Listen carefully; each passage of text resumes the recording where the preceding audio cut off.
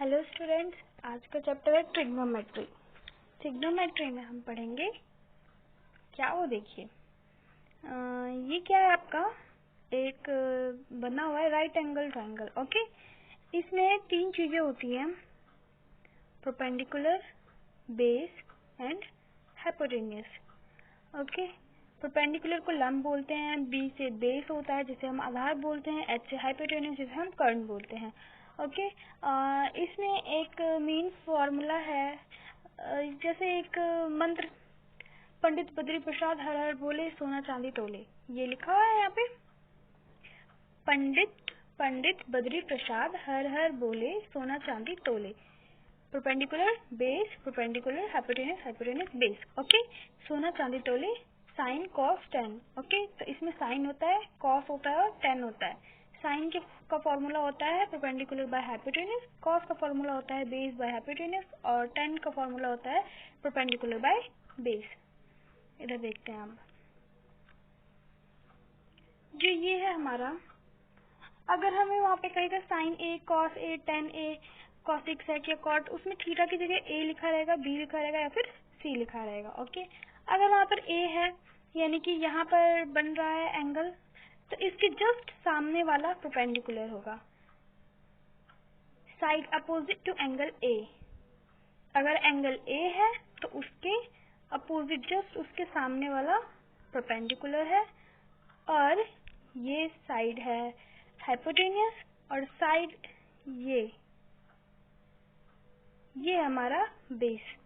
Okay, इतना समझ आ गया कौन सा परपेंडिकुलर होता है, किसे हम बेस कहते हैं और किसे हम हाइपोटेन्यूज कहते हैं। और ये हमारा किसके बेसिस पे हम इसको फिक्स करते हैं, ये हमारा होता है एंगल के बेसिस पे। अगर एंगल ए है तो ऐसा ही होगा, अगर एंगल सी होता तो एंगल सी है, अगर ये है, अगर एंगल सी, तो इसके जस्ट सामने है ये, तो ये हमारा बेस ना होकर ये हमारा हो जाता परपेंडिकुलर। ओके, और ये फॉर्मूला मैंने यहाँ समझा दिया था, तो ये वही है। आई होप ये आप सभी को क्लियर होगा। तो अब बढ़ते हैं आगे। नेक्स्ट, ये हमारा क्वेश्चन है 8.1 एक्सरसाइज का फर्स्ट क्वेश्चन है। In ABC right angle at B, AB is equal to 24 centimeter, BC is equal to 7 centimeter. Determine sin A cos A, ये हमें कैलकुलेट करना है। तो हम सबसे पहले एक राइट एंगल ट्रायंगल बनाएंगे, ये बना हुआ है। तो यहाँ पर ABC है, तो एंगल A है, तो अगर एंगल A है तो A और B 24 centimetre, A and C 25 centimetre, B and C 7 centimetre. Okay, तो ये 7 सेंटीमीटर और 24 सेंटीमीटर हमें गिवन है कि 25 सेंटीमीटर हमें कैलकुलेट करना है। तो आइए देखते हैं हम कैसे कैलकुलेट करते हैं। साइन ए कैलकुलेट करना है परपेंडिकुलर बाय हाइपोटेन्यूज, और cos A is equal to क्या है, बेस बाय हाइपोटेन्यूज। तो देखते हैं हमने इसे कैसे कैलकुलेट किया। ये हमने कैलकुलेट किया पाइथागोरस थ्योरम से। पाइथागोरस थ्योरम क्या कहता है हमारा, AB square plus BC square is equal to AC square. अगर हम AB यानी कि बेस का स्क्वायर प्लस BC यानी कि परपेंडिकुलर का स्क्वायर को अगर हम प्लस कर देते हैं तो क्या आ जाता है हमारे पास, BC का स्क्वायर यानी कि हाइपोटेन्यूज का स्क्वायर आ जाता है। तो AB का स्क्वायर 24, AB है 24, तो 24 का स्क्वायर प्लस BC है 7, तो 7 का स्क्वायर, एंड AC हमारे पास गिवन नहीं है तो हम इसे कैलकुलेट करेंगे। सो 24 का स्क्वायर है 576, 7 का स्क्वायर है 7 7 49, एंड AC का स्क्वायर हम कैलकुलेट करेंगे। तो दोनों को प्लस करके आगे हमारे पास 625 ये आ जाएगा अंडर रूट में, और 25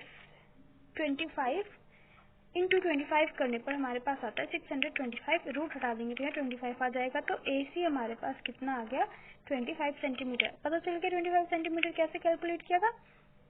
अब हम देखते हैं, हमारे पास हाइपोटेन्यूज नहीं था। ओके, हमारे पास परपेंडिकुलर था और बेस था। Perpendicular by hypotenuse 7/25, cos A base by hypotenuse, तो 24/25। ये हमारा आ गया? आई होप आपको ये क्लियर हो गया। तो अब बढ़ते हैं आगे। नेक्स्ट क्वेश्चन है in figure 8.13 find tan p minus cot R. Figure दी हुई होगी आपकी बुक में 8.13 सो हम यहाँ पर बनाते हैं फिगर। ये फिगर जो है इसमें पी क्यू आर है, इसमें आर के पास ही एंगल बना हुआ है और ये बेस हमें दिया हुआ है 5 सेंटीमीटर, परपेंडिकुलर 12 सेंटीमीटर और हाइपोटेनस 30 सेंटीमीटर 13 सेंटीमीटर। देखिए हमने कैसे कैलकुलेट किया ये पी क्यू का स्क्वायर क्यू आर का square is equals to P R का स्क्वायर। ओके, पी क्यू का स्क्वायर गिवन है 144, ठीक है, और क्यू आर का स्क्वायर नहीं दिया हुआ हमारे पास और पी आर का स्क्वायर हमारे पास दिया हुआ है 169। ओके, ये मैंने खुद ही कैलकुलेट करके लिख दिया है। सो आप लोगों को स्क्वायर याद करना पड़ेगा, वो आप लोग लर्न कर लेना। ओके, सो अब नेक्स्ट देखते हैं पी क्यू का स्क्वायर इज इक्वल टू क्या होगा। ये यहाँ प्लस का इधर आके माइनस का हो जाएगा, दोनों माइनस हो जाएंगे तो यहाँ पर आ जाएगा 25। तो क्यू आर का स्क्वायर क्या है 25, तो क्यू आर की वैल्यू क्या आ जाएगी 5, बिकॉज 5 5 is 25, 5 का स्क्वायर 25 होता है। स्क्वायर आप लोग याद कर लेना, मैं फिर से बोल रही हूँ। नेक्स्ट है tan p minus cot R हमें कैलकुलेट करना है। तो tan कितना, tan में यहाँ पर एंगल क्या है p। ओके, अगर p यहाँ पर एंगल है तो tan p is equal to क्या हो जाएगा परपेंडिकुलर बाय बेस, और कॉट आर यानी कि कॉट के केस में क्या है एंगल आर बना हुआ है, तो ये तो सेम ही रहेगा। Cot R is equal to base by perpendicular. So perpendicular क्या है क्यू एंड आर परपेंडिकुलर हो जाएगा और बेस हो जाएगा पी एंड क्यू हमारा बेस हो जाएगा 12 सेंटीमीटर। ओके, तो 5/12 ये आ गया। उसके बाद यहाँ पर बेस बाय परपेंडिकुलर है, तो इसमें बेस क्यू आर है और परपेंडिकुलर पी क्यू है। देखेंगे इसमें फिगर में आप लोग देखते जाइए, यहाँ पर दिया हुआ है। तो 5/12 हमने कर दिया। अब 5/12 और 5/12 को माइनस कर देंगे तो नॉर्मली सी बात है आंसर 0 ही आएगा। आई होप ये आपको क्लियर हो गया होगा। तो अब देखते हैं नेक्स्ट वाला।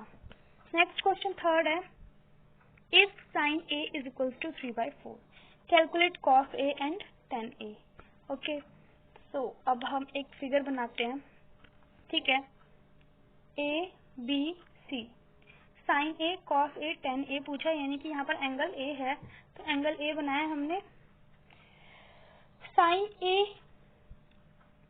a की वैल्यू क्या होती है जो मैंने फॉर्मूला में बताया था, यहाँ पर sin is equal to perpendicular by hypotenuse, ठीक है।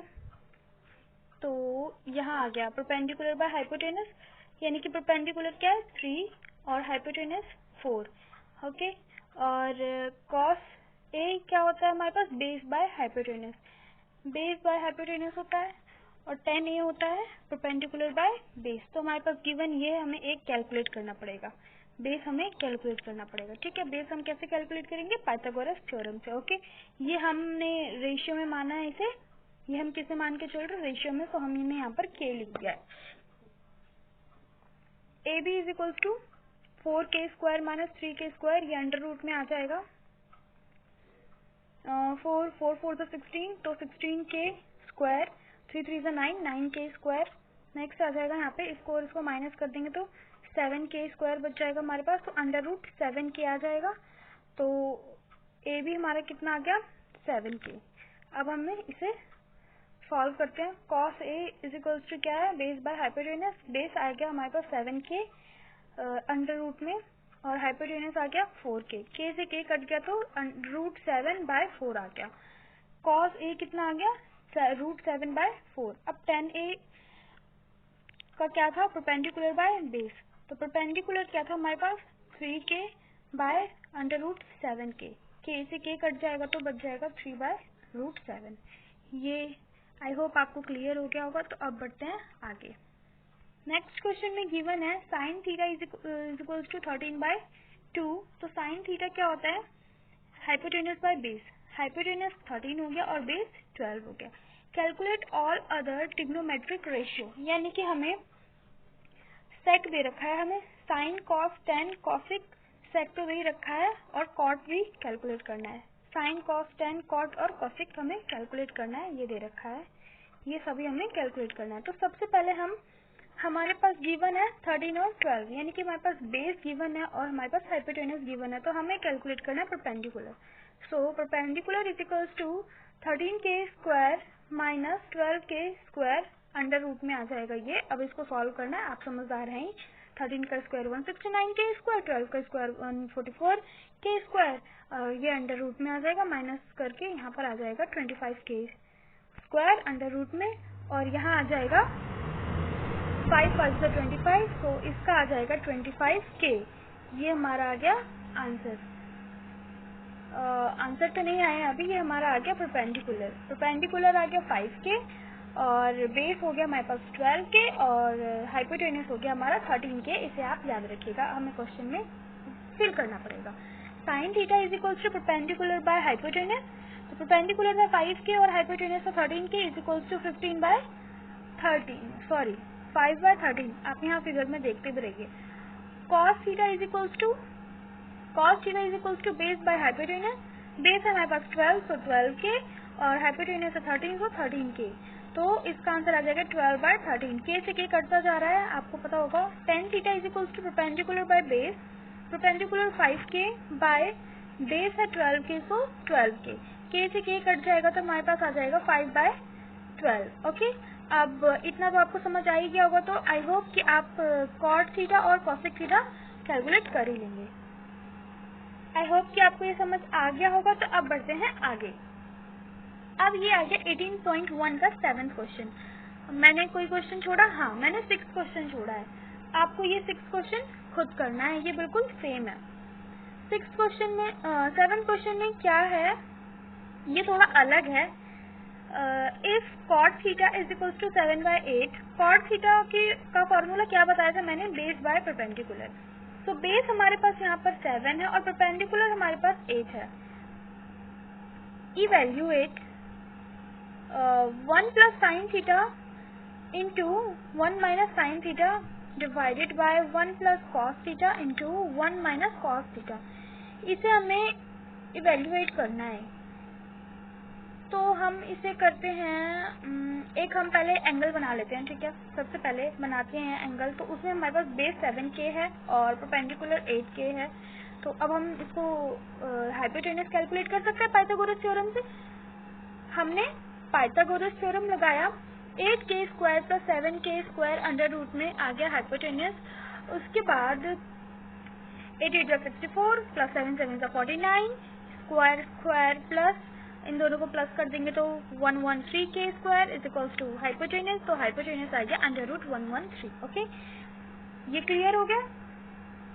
अब अंडर रूट 113 सबकी वैल्यू आ गई है हमारे पास। हाँ, सबकी वैल्यू आ गई है।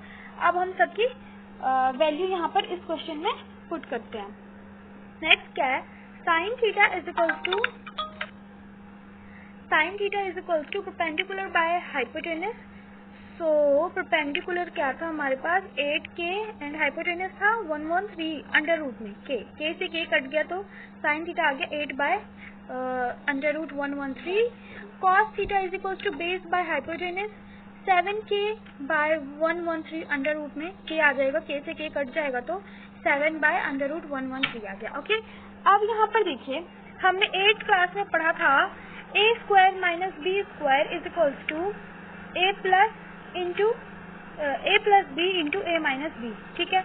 तो अगर हम इसको यहाँ ये लेकर चलें तो ए हमारे पास 1 है और बी हमारे पास साइन थीटा है, तो एक प्लस में है और एक माइनस में है, तो हम इसमें इसी तरह से सॉल्व करेंगे। तो यहाँ क्या है?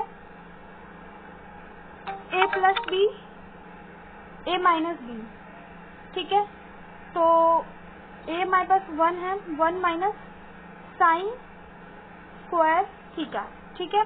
1 का स्क्वायर 1 ही होता है, बाय नीचे क्या है? 1 plus cos theta and 1 minus cos theta. 1 का स्क्वायर 1 ही होता है, तो कॉस स्क्वायर थीटा आ गया। उसके बाद नेक्स्ट ये भी हमने ऐसे ही किया है, अब हम इसकी वैल्यू कर देंगे, लिख देंगे यहाँ पर साइन थीटा की वैल्यू क्या थी 8/113 अंडर रूट में, और नेक्स्ट है 1 माइनस 7/113 स्क्वायर में। ठीक है, 8 का स्क्वायर 64 है और 113 का स्क्वायर हमारे पास वो अंडर रूट में है, तो square 113 under root multiply under root 113, तो रूट से रूट चला जाएगा, हमारे पास बच जाएगा 113। इतना तो आपको पता ही होगा। तो ऐसे ही हमने सॉल्व कर दिया, 7 को 49 आ गया, रूट 113 का 113 आ गया।